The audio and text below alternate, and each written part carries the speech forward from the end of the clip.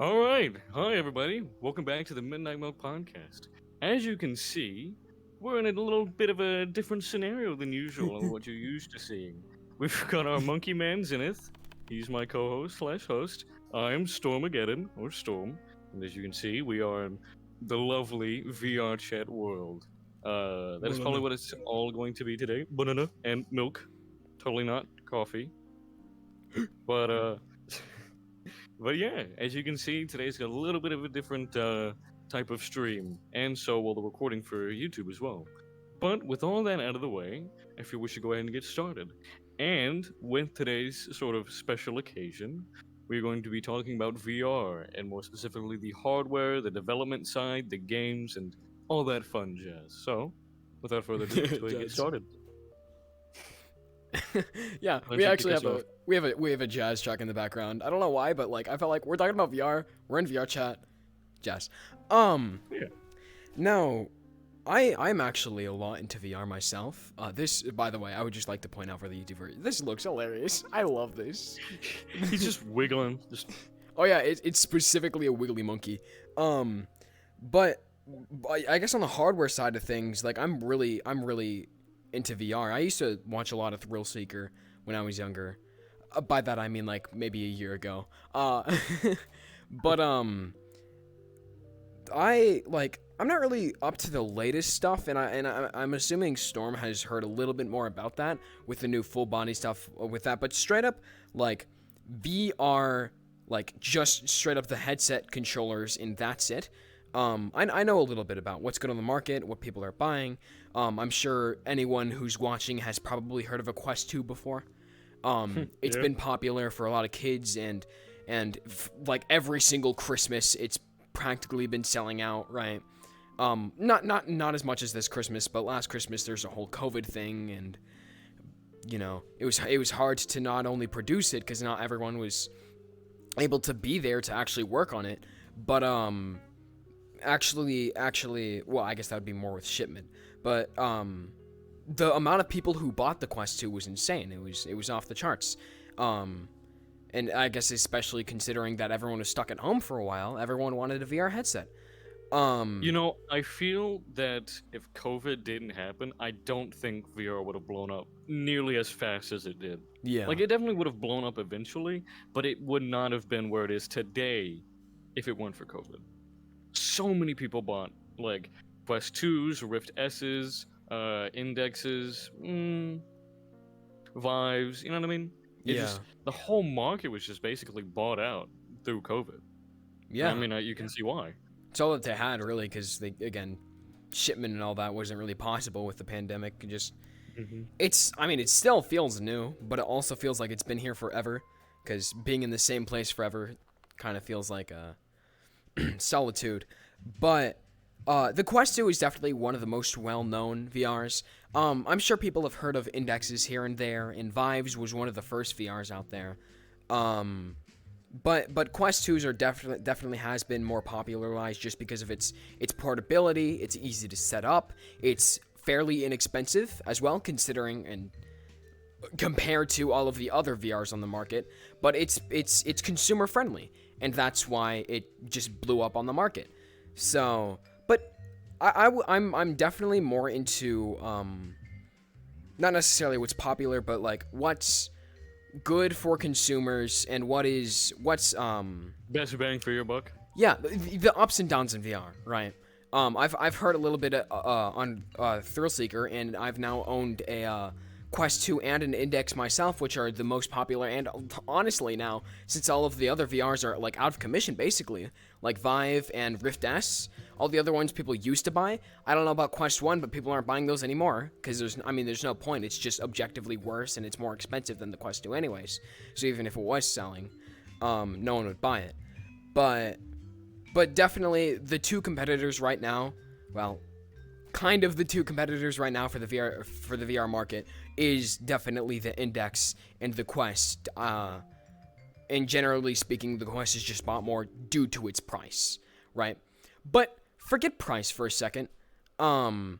Just standalone, like if you for some reason never heard of a Quest 2 or a Valve Index, Quest, I guess the company, Quest is not a company. The VR headset is owned by Facebook, or now Meta, or whatever, because they're really going all out in VR. They were originally their own company. The Oculus Quest, or Oculus in general, whenever they released their first few headsets, it was just Oculus by themselves. Oh yeah, and I then forgot Facebook, about that. Facebook bought them out for like $2 billion. Crazy. Yeah. And I mean, for good reason. Like, look at where it is today. And I mean, like, I wouldn't be surprised if they knew where they could take it. Yeah. Like, they probably didn't have the Quest 2 envisioned, but they definitely knew that there was going to be a market at some point for it, so they went ahead and bought the biggest company that was selling headsets at the moment, and was like, you know what, let's go off with this. And so I think the first headset they released was the Rift. The Rift S was the first headset they released for Facebook and Oculus's combined membership together. Yeah. I'm not really big on, like, what is owned by the company, because, quite frankly, it doesn't affect me that much, besides, like, you know, the whole Facebook jazz, if you heard about that. No one really likes Facebook, and them owning one of the most popular VRs on the market, it leads to a lot of controversy. But other than that, it doesn't really affect me, so I didn't really care about it. But, the Quest 2 alone, it has a lot of perks, and there isn't really any downside, because for me, when I, like, looking at the Quest 2, and by the way, like, first buying a VR in general is the most exhilarating experience. I would definitely recommend buying any VR besides the PSVR. Buy Quest 2, go ahead. Even though, like, not much of a friend of Facebook, go ahead, buy a Quest 2, definitely worth your money, especially if you have a PC. If you or any of your friends have a VR headset, go try it out. Like, go either buy one. They're not that expensive, and they're usually on sales during the seasons, and like the holidays and whatnot. And I mean, I know they just passed, but if you have like $300, buy yourself a Quest 2, or go to a friend's house that's most likely got one, and use it. It's probably one of the best experiences you'll ever have when it comes to just like, let's see, my first ever experience in VR was just a little over a year ago. It was my Rift S. That was the very first headset I'd ever owned. That broke on me a while back, and I had to buy myself a Quest 2. They're both really good headsets, but the Rift S is so much different than the Oculus Quest 2, which is what I'm running now, like I said. It is such a wild experience, being able to see a whole new aspect of gaming, and like any social aspect is so weird, which we will get into later, not right now. But on the hardware and gameplay side, it's so weird. I suggest anyone out there that has either the money or the friends that have one to go try it out immediately. It's amazing. Yes.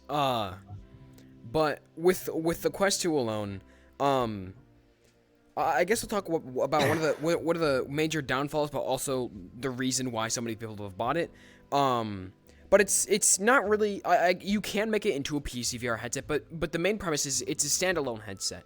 You don't need a PC for it, and not everyone has spent thousands of dollars on a brick machine that processes stuff. So, Yeah. So you know, anyone who wants to have something to do in their free time, they would just buy a Quest 2 for a standalone headset. It's just, I don't know, that's how it is made. But you do lose out on a lot of the things. Like the Quest 2, it has like an Android processor or something like that. Mm-hmm. So it can't process all of the things a PC would have, unless you actually want a huge ass TV strapped to your head. It's not gonna process like all of the things that a PC would. So that is one of the major downfalls of the Quest 2, is it tanks in quality. But other than that, like, shit doesn't break. You know, you've seen people put the Quest 2 controllers into washing machines and like worked perfectly fine. You could like Works probably better than it did before when you first bought it, if I'm being honestly, yeah. You could throw your Quest 2 on probably a wooden floor, and it probably would still work, honestly. Now, we don't suggest that. No, We don't say test it try out. but it's definitely happened and people have reported, and for what it's worth and what you pay for, it is so durable. Like, there's just so much you get out of this one $300 purchase, which is the exact same as like an Xbox or a PlayStation. Yeah. The controllers, just for comfort wise, if you've ever owned a Quest 1 or a Rift S or any of those do fit very snug in your hands, and changing to the Quest 2, they feel really big. But the Quest 2 controllers are still really good. I feel like the Quest 1 controllers are a little bit better. Well, I don't know. I wouldn't say one's better than the other. I'd say they have their own differences, but they're both really comfortable. What was it? The Quest 2 has like a bigger like touchpad, kind of like the where all the buttons go. That's a little bit bigger, and it makes the space in between your thumb and your pointer finger feel a little bit cramped, but that's about it. Other than that, it fits perfectly in your hand.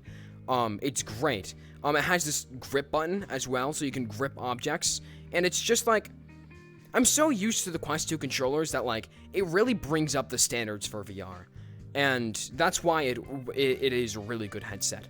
Quality wise, since it's not really like it's not really connected to PC, it's a standalone headset. Quality wise, it's like average. It's okay. Oh yeah. It does the job, but Especially way better than a PSVR. Oh yeah. But like in games like VRChat, your quality will definitely drop for like the way your avatars are rendered and whatnot. You can't see certain avatars. You can't even go to certain worlds because of the amount of processing it takes for these things. But you're also gonna lose in the aspect of different games. Like you can't play Pavlov, which is basically CS:GO in VR. Hot dogs, horseshoes, and hand grenades hasn't been optimized for Quest yet, so you won't be able to play that. But on the plus side, there's a plethora. There's such a big market out there for VR games that you can buy on Quest, ranging from first-person shooters to puzzle games to social games, all that kind of jazz. But I don't know, like with all that in mind, I feel like it is completely worth it. You lose on certain aspects, but you also gain in the sense that you don't need a cable strapped to your head 24/7. But I mean, if you do choose to, you get access to everything. So Yeah. it's a pick or choose what you do. I feel like I will be able to talk a little bit better on the Quest once I actually do talk about the other the other side of the VR market, which is the Index. Again, I've personally owned both. I have a Quest 2 like sitting right behind my PC, and they're I'm gonna turn down this music real fast. yeah. The main thing to say about these two VRs is there isn't really one's better. It's more of which honestly is the main struggle between choosing which one to buy. But assuming you have a PC, they're different. One's not necessarily better than the other. Like they're different. Depends on your kind of VR gameplay, your kind of style, how long you've used VR for. Quest 2 is definitely a very good intro to VR. Because the Index, you probably need a little bit more knowledge on VR before you start using it. But they're just straight up different. One isn't necessarily better than the other. But I'm assuming if you have heard of an Index, there is some people out there that say it is objectively better, and the main reason for that is it is a PC VR headset. It's meant for PC, and a lot of the quality's way better. And that might be the big selling point for people. Controller wise, with the Quest 2 controllers are great. They're comfortable. The Index controllers, they have individual finger tracking, which is the only VR headset the only consumer VR headset on the market that has individual finger tracking. So that's a hard selling point for some people. It's not uncomfortable. And it takes a little bit to get used to. The Quest 2 controllers, I feel like you immediately get used to the buttons and whatnot. The grip is a little bit different, but the index controller just takes a little bit to get used to, and adjusting and just make it fit for your hand. But I mean, that's what the whole medium of VR in general. Like, you cannot just put on a headset and instantly be like instantly adjusted. yeah, Like, you gotta take it slow. And if I were to suggest any like starter games to get whenever you get your first headset, it would be Beat Saber. Let's see, what's another really good one that would be good for starting out with? Super Hot, I've heard. Super Hot is really good. But the reason we say those games is because those games are stationary. You don't do much moving in any of those games. And that's really good for getting your bearings when it comes to how you stand in VR. What's it like whenever you have the headset on your eyes? Don't make the mistake I did. I played Boneworks. It's my very first ever introduction That sounds to VR. terrible. It was. That game is meant, like, it literally states, like, this is meant for experienced VR players. Anyone else could experience, and then it listed, like, a whole, like, list of the things that you could experience when it comes to playing. And I experienced all of those. So there's definitely some drawbacks to whenever you first get your headset in the regards of adapting and learning the system itself, learning how to operate it, learning how to take care of it, and well, you know, the essentials to owning a new piece of technology. But it's not hard. It just takes a bit of time. Give it about a good week, 3 weeks of straight, not straight, but you know, occasional playing with breaks here and there. You're gonna get used to it fine, and you'll be adapted right after. Yeah. Are you drinking milk? Oh, Dr. Pepper, but I have it in this like big glass or this big cup. I hear it. Yeah. Back to controllers with the index, which is for some reason the biggest selling point. But that's because people who want to buy a VR normally haven't tried out both VR systems yet. So what they hear that sounds unique and like things you wouldn't be able to do without a VR normally is usually the thing that catches people's eyes. But controller wise, they're honestly, like, in my opinion, I definitely prefer the Quest 2 controllers for a couple reasons. With the index, individual finger tracking is great and all, but the Quest 2 controllers are definitely more comfortable. They're more versatile. I will say. Cause I guess the index controllers are a little bit more finicky. I apologize if you do hear like like a slight pickup of my family arguing in the background. Just lets you know that we're real people doing real things. But yeah, but the biggest problem with the index controllers is that they can break way too easily. If you have a wooden floor and you drop them at knee height, they're gonna break. Which is just like absolutely, it's the far opposite of a Quest 2 controller. The You Quest, drop that from your ceiling and it's gonna be fine. yeah. You might have like a little itty bitty scratch on it, but that's pretty much it. Oh yeah, they'll get smudge marks and scratch marks and stuff like that. But I mean, I've hit so many things with the Quest 2, so Like gorilla tag for like 2 minutes. Oh, and yeah. You might not have a hand afterwards. But when I mean hand, I mean your physical hand. Your controller will be perfectly fine. It'll be your hand that's not in commission anymore. that's so true. But that's the biggest problem with the index is the durability. But with the Quest 2, it's well rounded. That's the thing that makes it very good and sellable. Is it's average. It's well rounded. The index, definitely what you should buy the index for. You shouldn't buy it for the controllers. Like, if anything, if you were able to run the index headset with Quest 2 controllers, I definitely would, because like, for one, audio, that's a huge thing for people. For me, I didn't really notice it that much, but it has over-the-ear headphones, and the Quest 2 doesn't have, unless you purchase them, it doesn't have like headphones at all. It has a band and audio comes from it, so it's shittier. Period. But this one has over-the-ear headphones. It's it's also very loud. Like you can hear the Quest, like you can hear in-game audio pretty loud when it yeah, comes to other people being around you. and a lot of people you can hear their audio through their mics just because of Hmm. how it was configured. Um, but that was one of the major parts for other people. For me, I didn't really notice much of a difference. I guess I just really got used to the Quest 2. But when I put on the Index and I started hearing things, I wasn't just like, whoa. Probably because I had the earphones on wrong. That probably might have been it. And I just slowly adjusted to it instead of just like the big break. But Yeah. they're just objectively better. Um, Now the biggest thing is with the headset on its own is the quality and the FOV. I think the Quest 2 has the like smallest FOV on the market. I've about it's probably the PSVR, I'd assume. Um, I think Quest has the smallest FOV.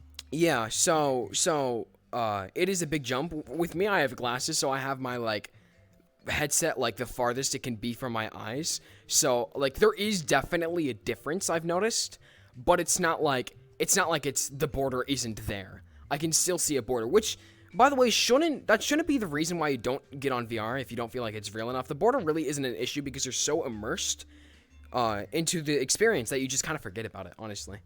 Oh yeah, like immersion is really big, and so I feel like the Index would be better for immersion. Yes. But for like we said, bang for your buck, the Quest is perfect for that. You have very well-rounded, well-constructed headset that you know is sturdy and durable, and it can do literally almost anything you want. You can keep it. Uh-oh, my Quest battery is low. Oh, let's hope it lasts. Um, but you have a very well-rounded, very sturdy headset with sturdy controllers. And if you really want to, you can plug it up to your PC and have a PC VR. It can run any PC game you want. It can run any literally anything you want to do for PC gaming or PC VR. You can now do as long as you have either the link cable, which you can buy as an add-on, or you can just buy like a USB cable. That's what I'm using right now. I'm just using like an Xbox Elite USB charger thing. Now it Yeah. doesn't charge very well, it just makes it slower to die, but it still definitely works for if you want that PC VR experience. So it's definitely worth it. Um, But I don't know. It's a good headset. it's average. I would like to argue about the difference between the Index and the Quest 2 all day. Um, I just will say the two what you're looking for in VR. If you are on the verge of buying a VR and you have the money, you have a PC, and you're wondering to buy the Index or the Quest, I'm not going to tell you which one to buy, but I will tell you the things that are probably like on your mind and what I should bring up. Uh, the Quest 2 just like less setup time. It works better. The Index takes more adjustability than the Quest 2. You will have more issues with the Index, I've noticed. I've had a lot of black screens and stuff like that. And it's just finicky. The controllers, figuring them out, and all of that. It's a hassle, honestly. And also wires as well. A wire is also a hassle. Oh yeah, That might be a big like take it's on worth you. it. Like it's worth it in the regards that you get PC VR, but it sucks to have to deal with. Like Yeah. you get used to it, and it just becomes something that you know to like, oh, look out for, or just like, oh, this is normal.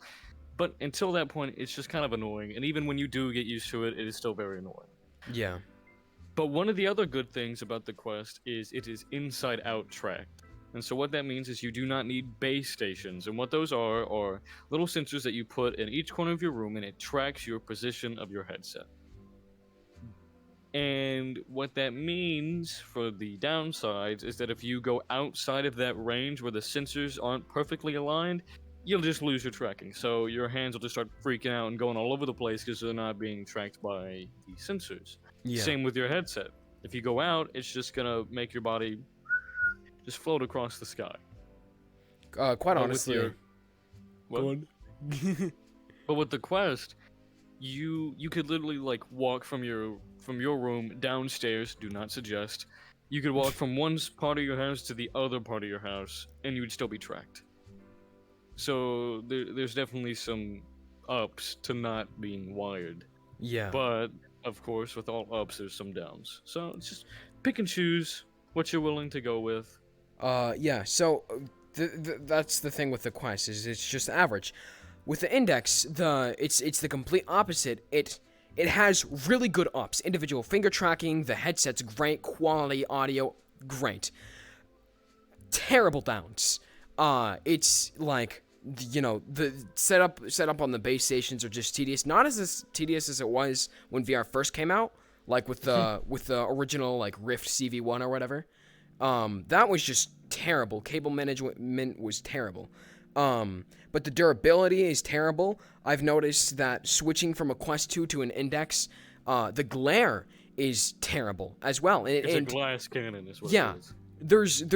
and it's all of that stuff isn't stuff you can fix. The black screens you can do only so much, but if it doesn't fix itself, you're kind of screwed. But with the reason why you would buy an Index, though, in my personal opinion, is if you're already used to and adjusted to VR. If you have the money, quite honestly, I would buy a Quest 2, and just get a link cable. And actually, don't get the official ones. There's websites, and you could do your research, please. With add-ons to the Quest 2, but don't buy the official one. It's like $80 and it's kind of shitty. But there's other 8 feet cables that you can buy that are $20 and do way better. So I definitely suggest doing that. But other than that, Quest 2 is very good for first-time VR users. But if you know what you're doing, I'd buy an Index. And that's about it. That concludes my rant between what you should buy for Quest 2 and Index if you're a first-time VR user. Now, moving away from the Quest and the Valve Index, which have been out for quite a while now, let's move on to the future tech side. There's a big convention that has a bunch of new technology, and it was this year a lot of VR technology. And that place was CES. It is computer electronics something. I can't remember the last word, but I know it was something. It was just a bunch of computer electronics and other assorted goods. But this year, they announced a bunch of new things. They announced a bunch of gloves, finger-tracked gloves with haptic feedback and force feedback, which haptic feedback uses sounds to create vibrations to make it feel like you're in your environment, and force feedback is applying pressure, so that way, let's say I were to grab this mug, for example. If I were to wrap my hands around the mug, I would feel my fingers stop around the mug. That's kind of the short and sweet of what force feedback is. But they announced a bunch of new things like those kind of gloves.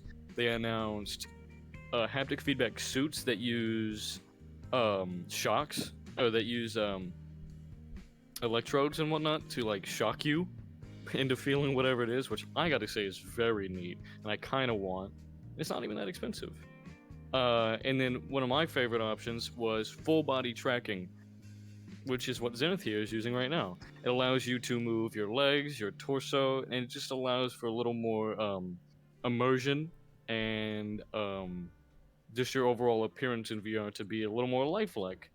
Like, it looks like I have it now because I'm just sitting down in the chair, so it's, every movement I do is just tied to my hands and head. So from the waist up, I can have a lot of experience. But as soon as I stand up, my legs aren't moving, and so it just kind of looks a little funky, and it can ruin your immersion if you are really into that. But it's starting to get a lot cheaper.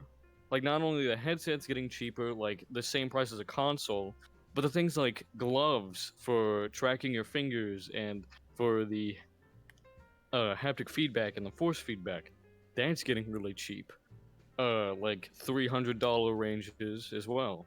And then full body tracking, you need to spend like $500, $700 for full body. You need base stations if you don't already have them. Then you need to buy the trackers, and that's like $100 for 3 trackers, and that's just for your torso and feet. So $300 in total for the trackers. Yeah, 300 in total. So add that onto like the 200 to 300 plus on the trackers, or if you buy 4 trackers, that's like what, like $400 right there. Yep. So you're spending anywhere from $500 to like $700, $800. No, well, if you already have base stations, like if you own an index, then from the most bought and most used full body on the market, it's only $300, 100 for each tracker. That's all you need. Mm-hmm. So, But but that's to yeah. say if you have an index Yeah, and you have the trackers. But if you don't and you're using a Quest and you want to be able to use $500 plus the sorry. 300 that you already used for your Cut headset. out for a little bit because my index flat screened. So.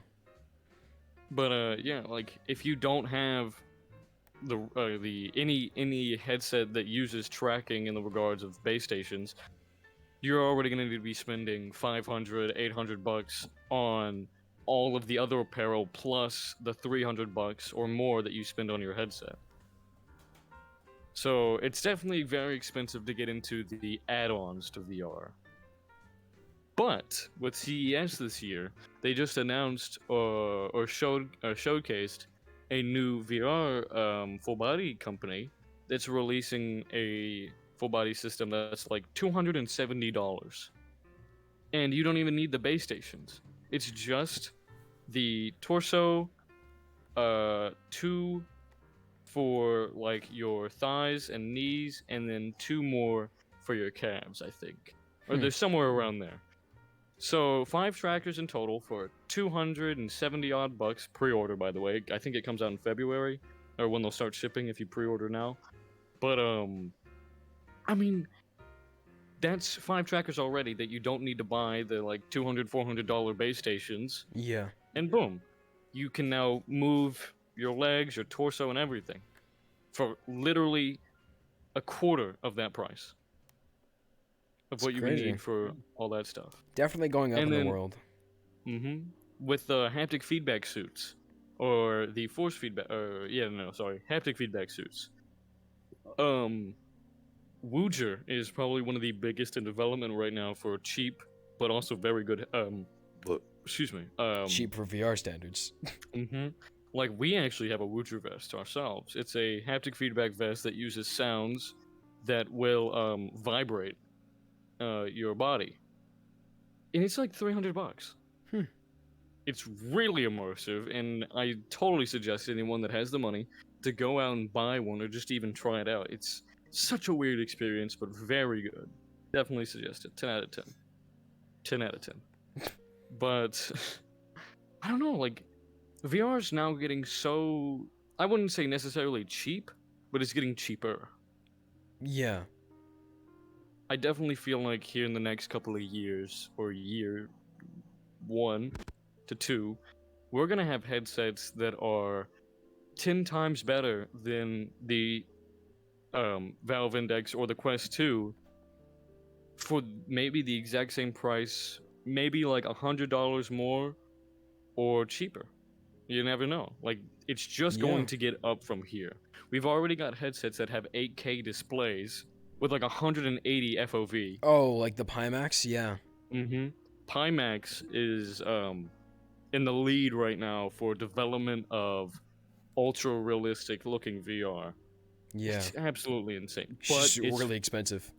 Oh yeah, and it's usually meant for like government companies to start buying it for training their pilots or other simulations like that to help them in the workforce and whatnot. But either way, it's super expensive. Like one of their headsets, I think, is like 9K or 12K. It's Dang. crazy expensive. Yeah. But I mean, it's because they're in the top of the market right now. They've got some of the best headsets you can buy right now. And there's no wonder why it's so expensive. Yeah. I mean, there might be a point where that will be our new index, though. So. For all we know, that could be our new Quest. Yeah. Like, I think they're in development right now of the Quest 3 or the Quest 2 Pro, which should hopefully come out next year, if we're lucky. Quest 2 Pro. And I'm like, I'm wondering what that's gonna be. Like, I wonder what the resolution's gonna be. I already know they're gonna have eye tracking, and they're most likely gonna have mouth tracking, which Oh, that'll is be kind of weird. crazy. I I don't know know to if I'd know when want someone's that. right. I don't know if I want to know if people are just looking at me. Like, kind of weird, bro. But I mean, like the resolution now is already really, really good. But to see that get even better, and most likely will be the exact same price, if not 400, $500, which I would most definitely be willing to pay that amount. My It'd dog be so needs me. worth Hold on. The monkey just zip away. Continue. it. Walks into the wall. But yeah, like VR is just getting to a point where it's becoming something you could buy in every single household. Like beforehand, if you were to say you had a VR headset, someone would go, "Oh my god, you have a VR headset? You must be rich. Oh my Yeah. god." But that's because it used to be for like high class people that could just afford that kind of thing. It was not meant for the people of middle class or anything like that. Any lower, boom, no. It was never ever in your dreams really. Yeah. But now it's becoming something that if you say like, "Oh, I have a Quest," it's like, "Oh, nice, I have 4." It just Yeah. it's gotten to a point where the headsets themselves are just it's getting so cheap. I mean, it's not a bad thing, it's a really good thing.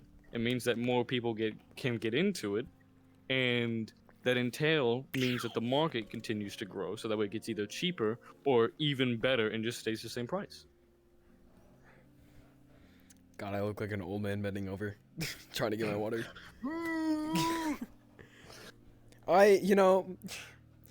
Avatars wise, we got a very interesting set of avatars here. Yes, we do. Yes, we do. Banana. God, my mind's at a blank right now. Mine is kind of too, but granted, I think I'm getting a sinus headache. Oh yeah. Not great for VR. Definitely not. Now I've heard so much about the suits and all of that from Thrillseeker and Gloves in development, and that was all a year ago. But I feel like they say all that stuff, and just depending on people who've seen it and depending on who's like watched those videos, just because they're saying they're like making these certain gloves for VR, A, doesn't mean it's actually going to get out on the market, or B, it means it is still in development.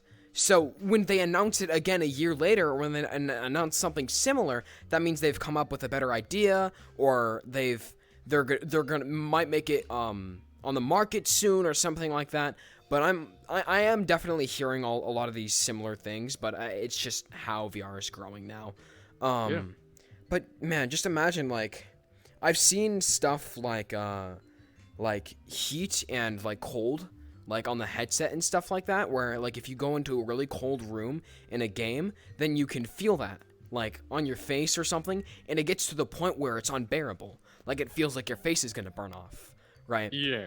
Don't know if I'd want that, honestly. Like I think about that sometimes, and it's like, what if VR gets too realistic? Like, you know, you're strapped up to all of these machines so you can actually physically run, and you end up like you're running in the game, but you're staying in the same place. Like, what if you hit a wall in the game and you die by your VR equipment, right? I don't ever think it's going to get to that point, and I feel like it's going to get to a point where you don't even need that. So my I dog think a again. lot of people that are into VR have heard of the anime or the show I Sword knew Art myself. Online. Right? Well, in that show, they use something called half dive or full dive VR headsets. And what it does is it basically just shuts down your nerves and you basically dream. Basically. And then your mind goes into VR and you can do whatever you want from just laying down. So any sensation you feel, you actually feel like it's happening. I feel like it's going to get to that point. I feel like we're going to just get to a point where there's no need for you to actually move around your hands and move around your head. You just lay down, close your eyes, and boom, you're in VR. And, monkey. Sorry, I was calibrating. and you can just do whatever you want. Yeah. You know what I mean? That's a totally different thing, because we're onto like hardware where it's like we have two controllers that tracks our hands and a headset that tracks our head and we can see with it.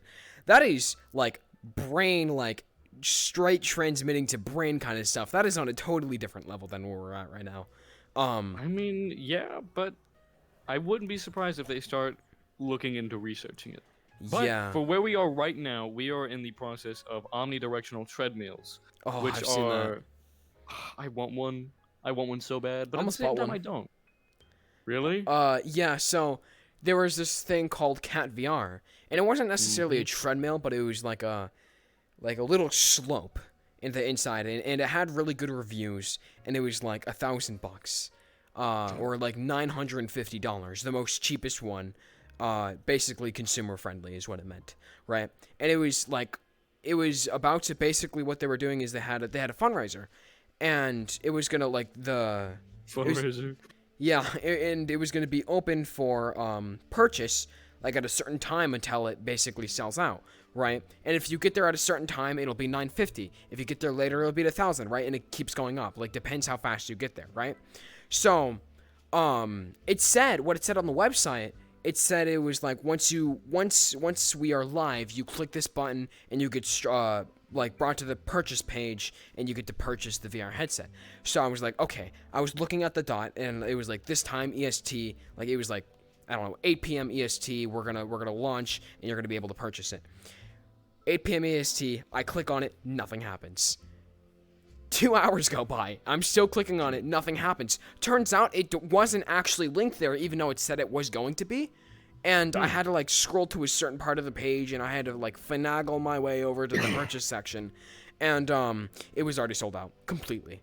Like, Yeah, that is one of the reasons why if you are in the market for certain types of experimental VR technology like full body systems, glove tracking, haptic feedback suits, you've got to be on the market for that. Like you better be on the pre-order or you better be right there on the first release or you're going to have to wait quite a while till you can get it again because everyone wants it. Everyone wants it, especially if it's for a good price. yeah, So the moment it releases, it's gonna be sold out. It was like the new 30 series cards, like the Nvidia 3070, 3060, 70, 80, and 90. Those all sold out. The moment they came out, gone. That's why yeah, so many people are scalping them. Which, if you don't know what scalping means, it's where you buy it and then you post it on like eBay or other sites for a higher marked up price. And so like just so many people would do that for the graphics cards. Same way is for the VR market, but instead of you scalping it, you just use it. So everyone wants it. yeah. So this is the newest, latest, hottest tech for a really good price. Um, but the funny thing was that with that is, I only had like I wasn't gonna be able to purchase like the highest price that they had. So I was aiming for the lowest price, and my idea was I'll just get there really fast. I'll get there on the dot and I'll purchase it.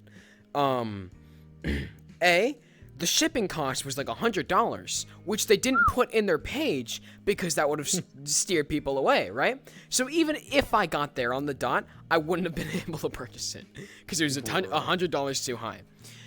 B, even if I did get there on the dot, people had bots. And their bots would get to the page and purchase it right on the dot, like milliseconds, right? That's how crazy people are for like experimental VR. And I just honestly simply wasn't able to get there fast enough.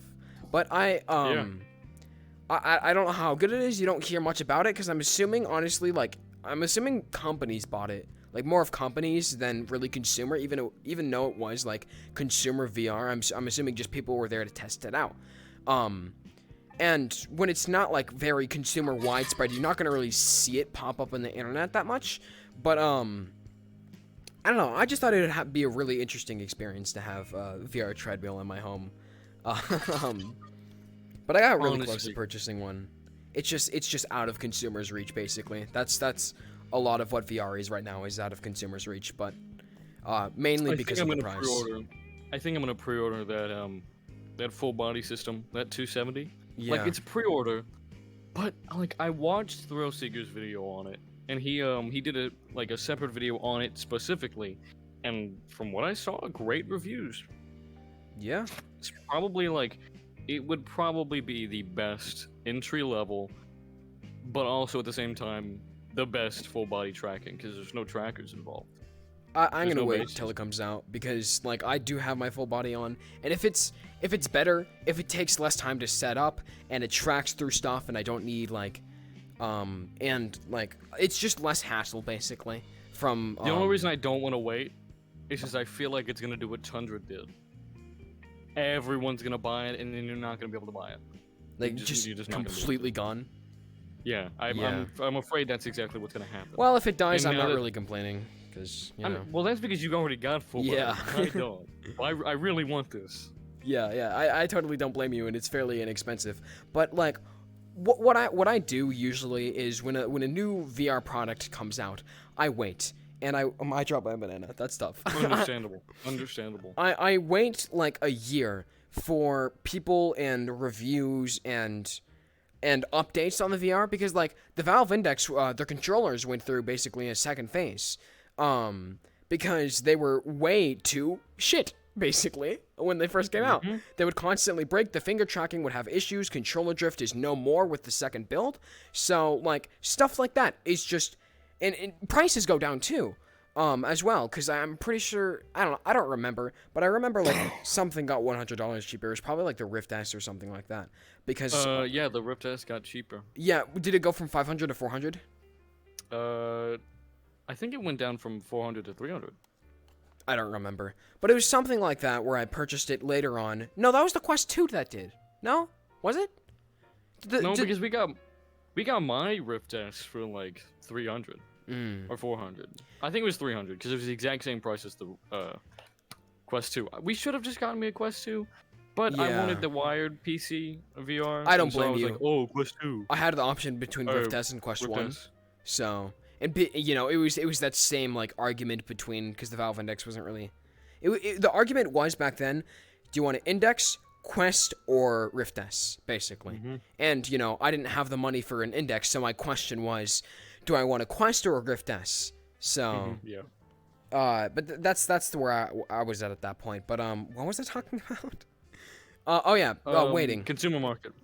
Yeah. So, what I usually do is, like, since I already have VR and I'm already into it, like, whatever's new, like, I don't need it, honestly. Like, there's, like, I'm already fully into VR. I don't really need what's new. But I usually wait a year, just like you would, like, with the Windows 11 update, right? For everything to die down. And if it is like, objectively better than what I have now, then I'll just upgrade. Right? Like, there's a different, like, whenever people say, like, oh, I need this kind of technology for, like, phones and whatnot, you really don't need it. Yeah. But when it comes to VR, like, if it breaks, and you've been using VR for about a good year, maybe even less than a year, VR becomes a part of your life. Like, that's not even a joke. I do not feel that is a joke. Once you get into VR and you get into the social aspect, and you get into the gaming, like, concepts and whatnot, it literally changes your whole worldview on just how things work differently in VR. And so if your headset breaks, you most likely will need a new headset. Yeah. Because it just becomes part of your daily life. And so when you don't have it, it ruins your day. It just, like, you're now missing what made your day your day. Yeah. We call that addicted, but still, Well, it's I needed one. same argument with your phone. Like, if your phone breaks, then, like, there's a lot of people who survive off of their phones, right? VR is totally different because, actually, it's crazy to think about because people are like, oh, VR is so expensive and stuff like that. You probably own an iPhone or an Android, right? Those things are like, I mean, They're more expensive than a Quest. they're like 3 times phone more is expensive. My phone is more expensive than my Quest. Yeah. So expensive. They're like thousands of dollars now for iPhones. It's crazy. But if you own an iPhone and you're complaining how expensive VR is, therefore you're not going to buy it, you're just procrastinating at that point. Yeah. It's Unless you just, like, literally can't afford it. Yeah. At that moment, then that's a whole different story. But if you say, oh, it's too expensive, I don't want to waste that much money. One, you've clearly never, like, used a headset, and 2, you haven't done enough research on it. biggest problem with VR, phone VRs. Yes, that's what everyone compares it to. Yeah. Everyone that hasn't had a headset, they always compare it to, like, Google's, whatever it's called. I can't remember. Or Nintendo's stupid Labo VR. Oh, that's not Like, a VR. That's not VR. That is not VR. They don't even have hands. The quality's shitty. There's so much wrong with phone VR. Well, technically, if you really boil down to it, I think technically Quest 2 could be considered as a phone VR going off of an Android processor. But no, phone VR it blows your mind. It definitely does blow your mind, but after 20 minutes you're done. You don't touch it ever again. But there is so many experiences with the Quest 2 where years use of it, it still blows your mind. There's so much to do with it. It's like, crazy. That's a VR. VR it's something you never get tired of. Yeah. Like, you'll take breaks from it, but that's healthy. You do that with literally anything. But like, we'll get onto this in the next segment, but like real fast to touch on, like, you literally get a brand new social life in VR just because of like what people you meet and whatnot. And I mean, just like literally almost like all of my friends that I know on Discord, almost all of them are from VR that I've known for about a good year now. Yeah. Like, you can have so many different things happen in VR, and it's now part of your daily life. So it cannot be compared to phone VR, which is just okay, I'm done. Yeah. It's crazy. So, but VRs are not like as essentials as like phones, because phones could save your life. VRs could save your mental life, I guess, and your social. Yeah. But I feel like they can also ruin them. Yeah, they can ruin them as well. But I mean, Well, phones is like people are on calls all the time, constantly texting their friends. There's a lot of people who use phones 24/7. They wake up, check their phone, go to sleep, put their phone down, right? Some people use their phones for their jobs. Yeah, it definitely. There's so many jobs out there which is done on a phone. It's crazy. So VR just isn't to that extent yet, and I don't think it really will ever to get it to that extent. But it might get close. It'll get similar, but it's not gonna get to I need one kind of thing. I feel like it'll get to a point where VR could be used for certain jobs. Yeah. Like, imagine shopping. Oh, like being a store employee. If you needed to if you needed to like display like a new car, or if you needed to display certain things like washing machines or whatnot, if someone couldn't go to the store, you could say, "Hey, I have a VR headset, and I could use this to show you what's going on. You can connect through your computer, or you yourself could join me in VR." Yeah. I don't know why I just actually tried to drink this. I've heard from I think it was my uncle that he said people were buying and selling land in VR. I don't know if that's true, but it's true, and I don't get it. But yeah, I mean, no, I could understand it, because with him he was like what land, right? It doesn't exist. Like, what land? But in that aspect, I guess it's similar to kind of like currency, right? With when you buy and sell land in VR, this is all assumptions because I have no idea what the fuck I'm talking about. But if you were to supposedly buy and sell land in VR, I'm assuming like maybe you buy this certain thing and you want to build on this land, and maybe on that land you can like sell stuff or something like that, right? But the reason why you can't just create land is because it's the same reason why you can't just print money, right? It loses its value. So there's no point. But I feel like that'll be the main premise of like why buying and selling land on VR exists, is just like it gets people into one place, people are profiting off of it, and to create more land is just it devalues the whole thing. I'm assuming that's how it became to be, but I'm interested to see if that actually goes anywhere onto like the big media. If you start seeing on TikTok like stuff about you can display your NFTs in your house. Yeah.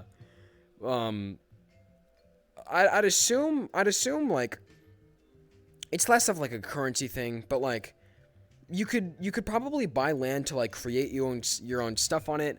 But like the question is, like, if you were to buy land, like what can you do with that land that you can't do on your own? Like, I don't really understand what you really gain from it, but I can understand why people don't just like devalue it. Yeah. We'll see. It's a big part of the VR. I mean, yeah. Now, real fast, I do kind of want to move away from the hardware development and move more towards the software development side. So we've been talking about a bunch of other things like, the development, the developmental side of headsets, banana. other accessories. It was on my and, chair. all that. Banana. But moving on to the software side, it's very interesting how easy it is to create a VR game. Like, as long as you take the time to practice and study, it's not that hard. Yeah. But I mean, that goes with everything. If once you study it long enough, it's not hard. But like, you really could just make a whole VR game. That's how not Boneworks. That's how Hot Dogs, Horseshoes, and Hand Grenades was made. Which, if you don't know what that is, it's a first-person VR shooter game where you have a bunch of different guns and you just shoot hot dogs. But Yeah. like that was made by one dude. Now he had help with like modeling and whatnot, but basically besides that, it was just him who did all the coding, programming, and all that jazz. So once you practice and dive into it a little bit, it's not that hard. You could do it today if you really wanted to. But when you look at it in the programming side, like what I'm using right now, the model that I'm using, it has a full dynamic bones for the cape, so that way it like moves around whenever I move and whatnot. It kind of flows a bit. And then you're gonna have certain things like swords, or you can have guns. Banana. You can bananas. This coffee mug, the floppy monkey. The squeaky seat. That's great. But it's just like the software side is so interesting with like just like how certain games are made with like modeling and whatnot. I would like to display something though. I should have done this at the beginning of the episode, but like, if you aren't hooked onto VR yet, look at this: a floppy monkey walking on a podcast room table. How is this not entertaining? Look how expressive I can get with this floppy monkey. You aren't able to do this in real life. Like, imagine yourself being this floppy monkey, right? Like, there's endless possibilities in this room. I can throw the smog at the wall. If I were to do that in real life, I'd lose some money. You could shoot the monkey. Why would you? But I don't know. Endless possibilities. Exactly. Give me your money. No, you. I have the gun here. Yeah, that's what I thought. Oh, wait, sorry, TOS. Finger guns.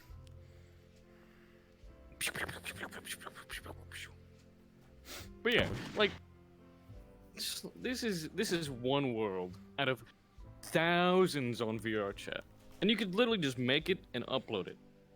Just boom, done like that. Same with the avatars. You make it, you upload it, and then a bunch of people would possibly download it and use it. Yeah.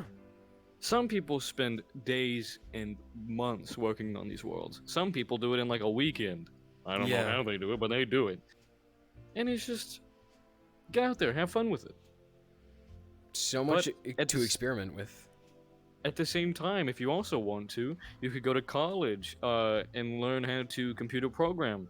I wouldn't be surprised if here in the late future, we have like full college courses that are just onto VR development. I think that's already a thing. VR school. I've seen it. Is it? Yeah. Like a bunch of people on quests learning. I think it was because of COVID. They were learning and they set up virtual classrooms on VR. I'm assuming it was probably on VRChat or something, because I'm assuming not everyone had a VR. Or maybe like there probably like maybe possibly were some school out there who have shipped VRs out to their students or gave VRs out like they would a school laptop, right? Because I mean it's around the same price, honestly. Like imagine like being funded by a certain company for school laptops, right? And you give all of those school laptops to how many kids in your school. Imagine that, but instead with VRs. That's crazy, right? Oh, That's imagine if terrifying. if we ever become parents and our kids come home from school, look at what we got, look at what we got, and it's just some like not high end, Yeah. but like one of the low end for school made. Oh, do you think they're gonna do that? Do you think there's gonna be a company out there that will make school focused VR headsets? Meta. Probably, yeah. Or Dell, like Dell and all them. Maybe, because Google. Yeah, Google's already trying to get on the market. And so, I think that'd be very interesting. Now, it'd be kind of complicated for the people that can't use VR. Like, let's say they have, like, they put on a headset and they instantly start getting woozy and puke everywhere. And, like, that's Yeah. just gonna get kind of annoying. I mean, same thing with people who, like, look at their Chromebooks. Yeah. But, I mean, there's always gonna be that couple people out there that just can't use it. Yeah. But they've probably come a way to get around that. I'm You know what I sure. mean? Yeah, if it's already on the market, there has to be solutions. But like the future development of like looking forward to what kind of programs we're going to be able to use and what kind of different like operating systems we're going to be able to use that might be better than like some people's $1,000 computers. Like, Yeah. it might get to a point where we have a headset that can last up to 24 hours without needing a charge, and then We already have could, those. Like, do we really? Not just basically basbattery packs plugged in. That's all you need to do is Oh, have just a stronger battery at the back of the headset, like as sort of a counterweight. That's just needs to be built in. That's like you could already do that. Probably need it. I probably need to look into those. Yeah. If I'm being honest. But either way, like I don't know, like VR development in the what's it called aspect? Programming aspect in the just overall not hardware, but software. Like, we might get to a point where you just think about moving and you just levitate over there.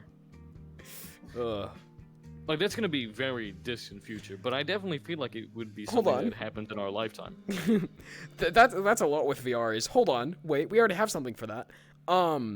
There's been VR I've seen in like Thrill Seekers videos of they can fucking track brainwaves. Yes, I know exactly what you're talking about. Yeah, and they'd have the title of like this VR headset can read your thoughts, right? But it's actually just just go, like looking at your way. Yeah, but you can like theoretically without just like have you ever seen those like things where it's like a little like circle thing attached to your head and it's like a headset and then you like move a little object with your mind by basically just focusing, right? There's a bunch of tech with that just for experiments. That's basically the same premise of if you have your VR headset on and if you focus hard enough, object in the game would float. So I mean, you could use that for like you reach your hand out and the game detects you've reached your hand out and you focus and that object just comes flying towards you. Yeah, It's crazy. it's just can't wait to see where it goes. Yeah. That's about it. Really? There's so much out there, like basically not necessarily unheard of because it's on the internet, but it's not like everybody knows about it kind of material. But there's so much with VR that that's just not consumer available or it's still in development. That's just like you wouldn't believe, I guess. It just feels future. Did you crash? No, why? Cause you're very still. Oh, just You're still not moving. Storm, I think we. isn't it? Are you fucking with me? Storm? Isn't it? Hi? Alright. Are you gonna move? I am moving. Well, on my end, you're not, and which means on the stream end, you're not as well. You probably need to reload the world. Oh, Am I not moving? I Wait, hold timed out. on. So, welcome Nice. to the problems of VR software. It is still in development. That is Yeah. the issue. I mean, practically always going to be. But yeah, Yeah. just, God, let's talk about VRChat while we're in, intermission, I guess. VRChat's crazy. We can't really talk about the social aspect, but the just the straight up software of VRChat. It's the premise of it is you can get a bunch of people like across the world in VR just talking with each other. I need to restart VRChat. Go ahead and make sure you put it on the Let me what's put it it in called? intermission real quick. Intermission.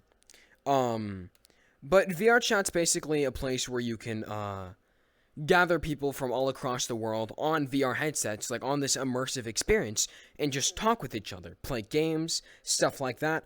But the big issue with that is VRChat. I mean, for one, it's free, but I think it's being funded by Steam or something like that.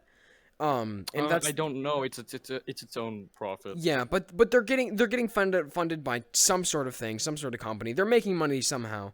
We But have a slight issue though about this. Hmm. My headset's gonna die. You probably just need to switch over to desktop. Yeah, that's what I'm about to do. So, yeah, hold that thought. I will be back in a second. Yeah. Well, I guess I'll have to keep the YouTube viewers entertained. This is kind of sad with no music. I'm sorry for the cut, but Yeah, we'll be back in a second, or at least I will. Zenith, you keep them entertained. yeah. Moogie.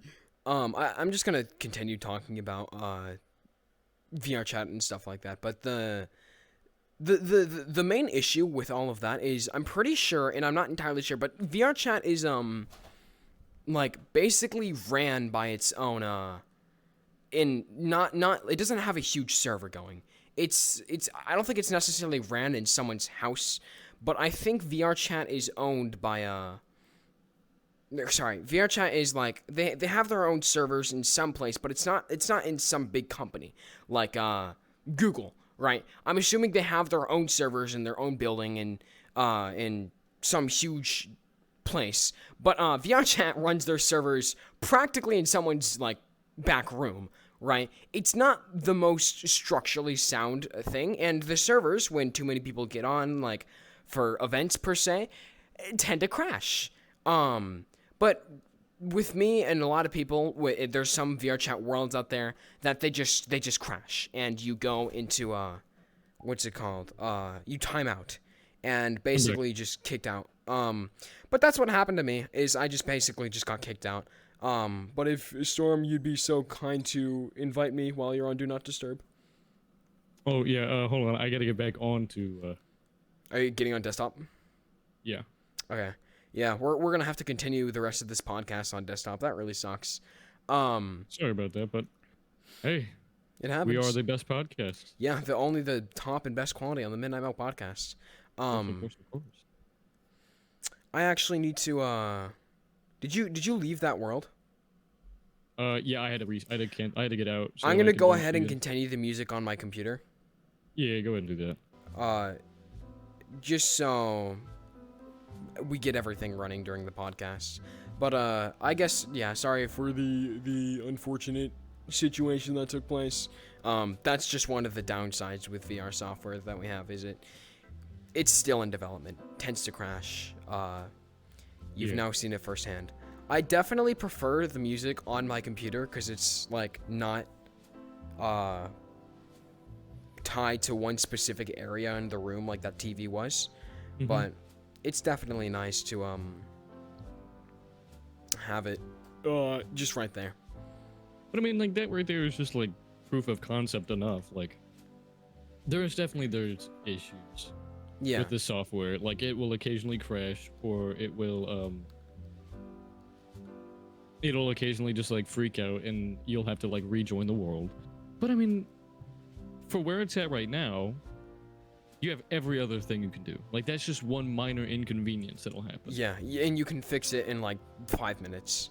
Yeah. Depending on how bad the disturb. I am.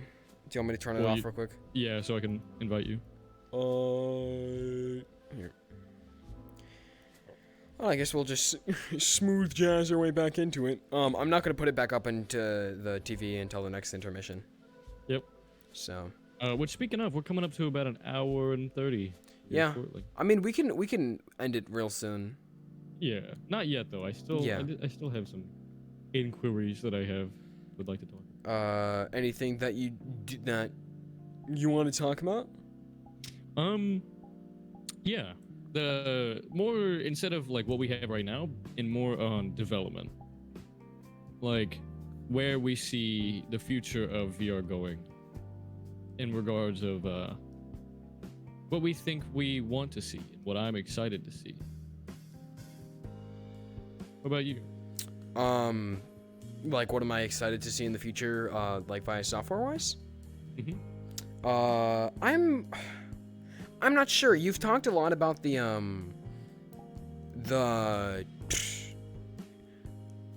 like, sitting down and, like, basically doing stuff with your mind, kind of like with, Ready Player One. I don't remember the name of it, but, that is called... I had it in my brain, and now it's gone. Full Dive. Full Dive VR. It's definitely, like, an interesting thought, though. But I feel like that will, honestly... I feel like that's a different genre of, like, here. I think I might have it set up now.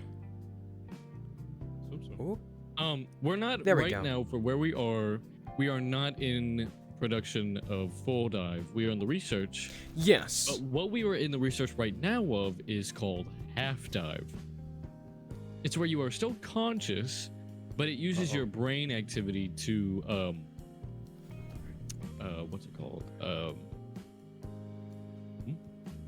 I got it.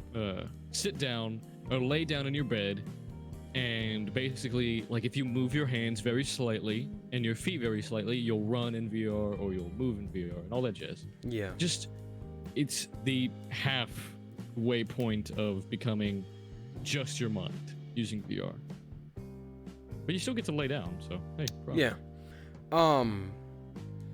Yeah, I mean, it's definitely crazy. I haven't really been thinking much about Full Dive or Half Dive VR. I've heard a lot about it, but what I've definitely been excited for with VR is like basically getting your body more into it, haptic feedback, stuff like that. Here, I'm gonna turn the music down just a notch. I don't think I can. I think that's impossible. Ah, that's good. But stuff like VR treadmills where you could physically walk and your character goes forward instead of using these little joysticks right here. I've seen, like, the heat and cold, what is it called? Triggers, I don't know. Responses, right?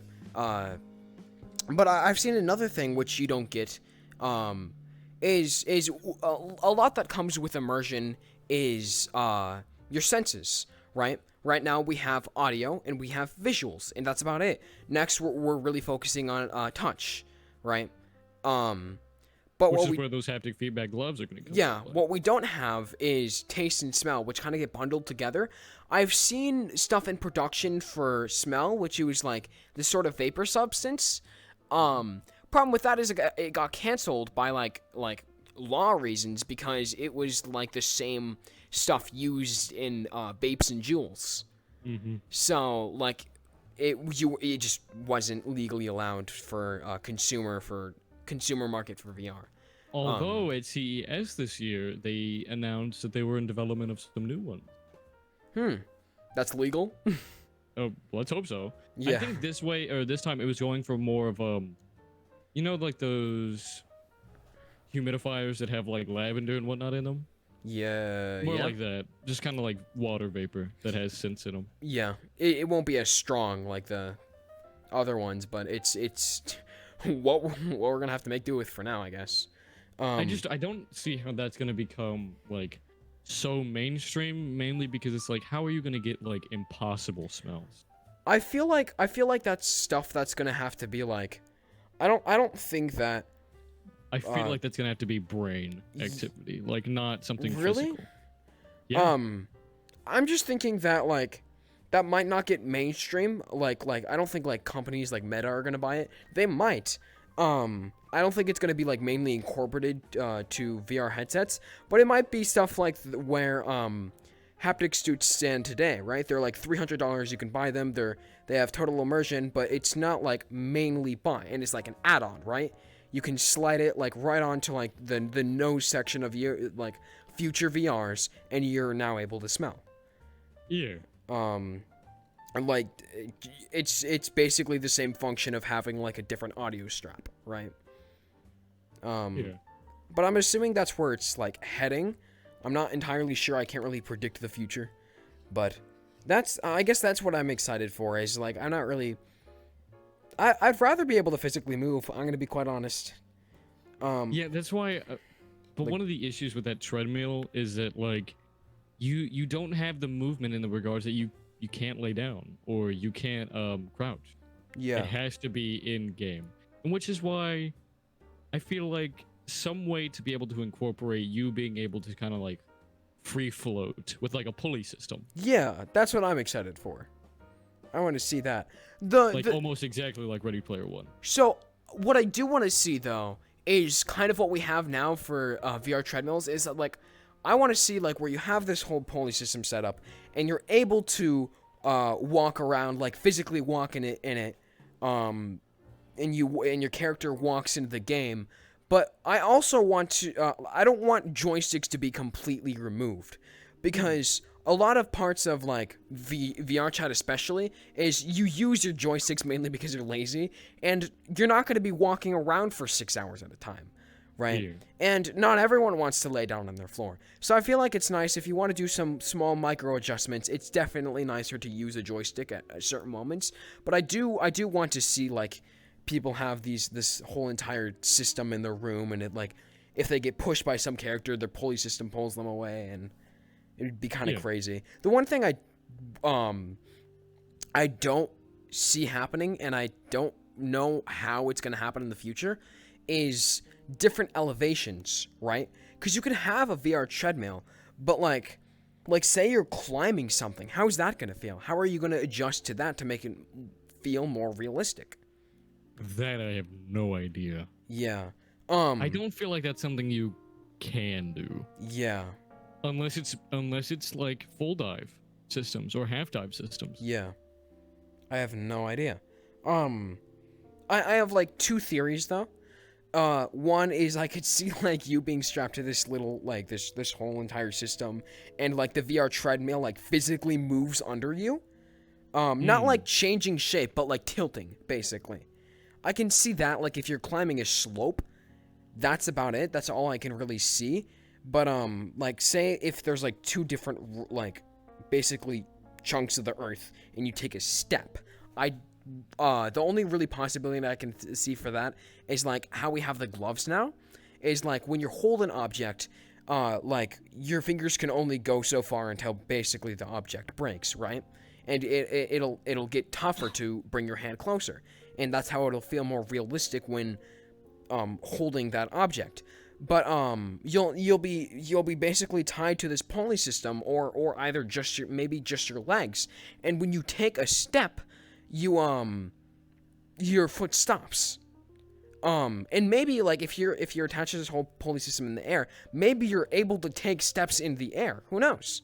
That might be the future. That's the only way I could really see it happening. Just basically hardware side, without going into that full dive, half dive stuff. I'm just not really much interested in that, but it would be interesting to see where it goes. I don't know how that'll really hit the consumer market, because that's just whole entire contraptions in your room, right? Yeah, that sounds like a whole room.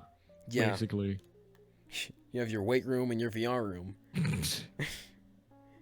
But I mean, I don't know. I feel like it's going to get to a point where right now VR is in its like baby phase, Yeah. where it is just starting. Like it's been around since like 2015, 2016, but it's only now starting to become consumer available. Yeah. And so people are still very skeptical on it, and like I don't know about this. It seems kind of experimental, because it is. But I definitely foresee in the future VR skyrocketing. I mean, just shooting up in popularity. There's going to be a lot more developers on looking towards the future of VR.